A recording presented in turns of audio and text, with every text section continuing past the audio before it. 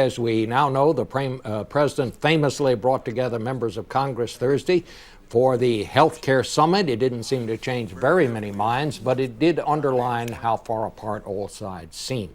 So we pick up with 4 members of Congress now who were there. Senator Coburn is in Tulsa this morning. The rest of our guests are in the studio. So I guess Majority Leader Steny Hoyer in the House, I guess the first question is to you, and it's simply, what next? Well, first of all, let me say about this meeting that we had. I thought it was real extraordinary. I can't remember a similar meeting held by any president, certainly in the 30 years I've been in Congress. And I think an awful lot of the American public watched it. I talked to a lot of people last night and the day before that had watched it. Hopefully there was a better education. It was a civil discussion, a substantive discussions, and I think the American public got the impression that very serious debate and discussion, and there were differences. But what now? But there was an agreement that we needed to have health care reform. That seemed to be a universal agreement. So as a result of the work that has been done, we're going to move ahead to try to make sure that all Americans have access to affordable, quality health care. We think that's essential. We think it will bring down costs. We think it will improve the health of America. But do you have any better sense today than you had then that you're close to even having the votes? Congressman Ryan over in the House said this morning on television that you just don't have the votes over there in the House right now. Well, I don't think we have the votes in terms of a specific proposal because there's not a specific proposal on the table yet. The president has made some suggestions, which I think reflect discussions between the House and Senate. Proposal? I would think that within the next couple of weeks we're going to have a specific proposal and start counting votes to see whether or not those proposals can pass either the House or the Senate or both and send something to the president. Senator Coburn, your Republican leader in the Senate said just this morning that as things stand now, all 41 members of the Republican Party in the Senate would vote against health care reform. Do you see that changing in any way? Well, I think it could change if we started over and we actually worked and treated the disease that is plaguing American healthcare. The disease is cost. And until we put in the incentives to change the dynamics, the market dynamics, the fraud dynamics, the defensive medicine, that's $250 billion a year in defensive medicine costs. What we need is not more government. We need more market-oriented, patient-centered health care rather than government-centered health care. And so I think if we move to something like that, you could get some votes. Well, that seems to be where the divide is. The Republicans want less government. The Democrats seem to think that this problem can be solved with more government. But let me go to Senator Conrad. He's the chairman of the Budget Committee in the Senate. Do you see any chance that this divide can be bridged, Senator? I actually do. You know, my impression was very much different than the lead-in here. I thought there were wide areas of agreement. Senator Coburn talks about focusing on cost. I believe that's essential because we're now spending $1 in every $6 in this economy on health care. If we stay on the current course, we're going to spend $1 in every $3. That's totally unsustainable. That's going to break the bank of the government, of families, of businesses. So we've got to do something, and we've got to begin now. Senator Coburn just mentioned a series of things that need to be done. Many of them are in the bill. This is a market-oriented approach. The government doesn't run health care. This is not single payer where the government would run it. This is based on private insurance delivered through state exchanges, which was originally a Republican idea. And the best estimates we have is that it would reduce the deficit, reduce premiums for the vast majority of people, so it's a beginning. Senator Coburn has said we got to do more, and he's right. And that's what we ought to focus on. What are the additional things we could do that might bring us together? Well, let me just ask Congresswoman Blackburn, because you had some ideas about what could be done as the next step. What are they, Congresswoman? I think that what we need to do is look at starting again and addressing what the American people want to address. They want to make certain that we take a focus on cost containment. and do some work there, that we look at across state line purchasing. Look at what you could pull out of the cost of health care if you addressed medical liability reform.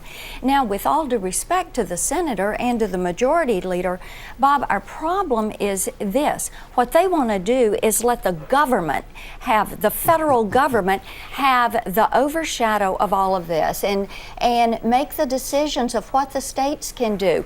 What we're saying is we don't need more government in health care. We need to free people up and let them get outside of this and make decisions that are going to be best for their families. One of the things you talked about during the summit was you said people ought to be allowed to buy insurance across state lines. Right. You had some fairly startling figures of how much they could save. Well, and that's exactly right. And in my state of Tennessee, the bulk of my constituents live within 15 miles of the state line. And when we checked our border states today, before we insert competition, they could generally save about $1,000 from being able to get past that stop sign at the state line. So, you know, we were looking at what would happen with people in New Jersey. If they went over to Pennsylvania, they could save 24%. They could save 74% if they went to Wisconsin and they were able to purchase there. What we need to do is insert that competition. Our state legislators are for this. Our governors are for this. Let the states have the regulation on it, not the federal government. If he's for it. Bob, I think, as the president indicated at this forum, that competition across state lines certainly was an appealing idea. It's got some complications in it because it's historically been run by the states, as we all know. But we thought that that had some merit to it. In fact, we believe the exchanges facilitate that happening. And why don't you make it happen? Pardon? Why don't you make it happen? We believe the exchanges facilitate that happening. We also believe that we want to pursue small business co-ops that was talked about in terms of letting small businesses come together so they can have a large group rather than a small group. Very frankly, that's what the exchanges are about. That's what access to the exchanges for small business do. Let me make a point about cost that Marsha raises, because clearly cost, as Kent Conrad pointed out, is going to be driving this debate. We cannot sustain the cost curve that we're on. One of the things that we know that, Marsha, whether you compete across state lines or within the state, you're paying about $1,100 for people who aren't in the system because they're getting uncompensated care. What we try to do is to wring that cost out. And as a matter of fact, as Kent pointed out, there are a lot of things that Tom and Marsha indicated in this forum that we had that we agree with, one of which was getting vigorously after fraud, waste, and abuse in the system. And we have put substantial investment in both bills to do just that, as the president has proposed. Well, I know that's what Senator Coburn talked a lot about. He did in talk fact, about it. The president nodded in agreement on several of the things that Senator Coburn said. He said we need to put, what was it, Senator, undercover agents into the hospitals to find out where this fraud is going on. What was that about? Well, Bob, let me go back and just summarize for a minute. One of our problems is we don't spend too much on, it's too little on healthcare. We're spending too much. We spend twice what any other country spends. And the very idea that we would create another $1.3 or $1.4 trillion worth of expenditures over a 10-year period when we're not addressing the real disease. We have over $180 billion worth of fraud every year in the healthcare system. That's second only to the defensive medicine costs. So if you had a bill that just did those two things, you went after and changed the tort system, and you went after fraud, you could cut everybody's healthcare costs in this country about 15–16%. And that's all you need to do to start. So the cost, if we can't have a bill that adds more cost to health care and more government. The government is responsible and in controlling 60% of the health care today. Let me just if more money and more government were the answer, we would have fixed health care a long time ago. Let me just say, Senator Conrad, then why not just do those two things, Senator? Because it's not enough. Look, Senator Coburn is right. I believe that reforming the tort system would help. But the Congressional Budget Office tells us it's pretty modest. $50 billion over 10 years when we're going to be spending $30 trillion over that period of time. So yes, it's positive, but it doesn't solve the problem. Fraud would help. We think there's probably 10, maybe even 15% fraud. Attacking fraud in the Medicare system. Yeah, attacking fraud, going after fraud would be very useful to do.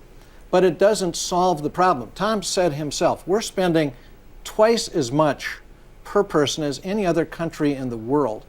And we're in a circumstance as a share of the economy, we're spending far more than anyone else, and we can't afford it. So yes, cost has to be a central concern. But you know what the experts told us? The experts told us the thing that would really matter is reforming the delivery system. Instead of paying for procedures, to pay for quality outcomes. And in the Senate bill, we begin that very approach. The accountable care organizations like Mayo, like Cleveland Clinic, that are effectively controlling costs and getting the best quality outcomes would be given an incentive to have other systems adopt their best practices. That's in the Senate bill.